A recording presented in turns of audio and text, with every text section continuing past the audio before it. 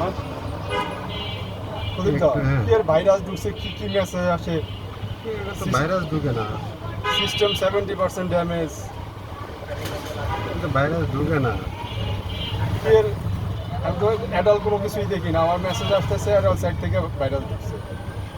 Virus না, কোনো একটা অ্যাপস আপনি ঢুকাই রাখছেন, না কোনো কিছু ঢুকছে, কোনো অজান্তেই ইনস্টল হয়ে গেছে। ইনস্টল হওয়ার কারণে খালি ওই যে মেসেজটা আসতেছে। আমি কি করতে হবে? ওই খালি অ্যাপস ডাউনলোড করতে বলে, করতেছি।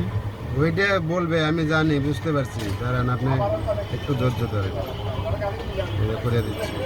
এটা কি যাবে? হ্যাঁ, না, এটা ডিসপ্লে চেঞ্জ করতে হবে। এটা হচ্ছিল 10 আর 10 Pro 5G। কি মোবাইল?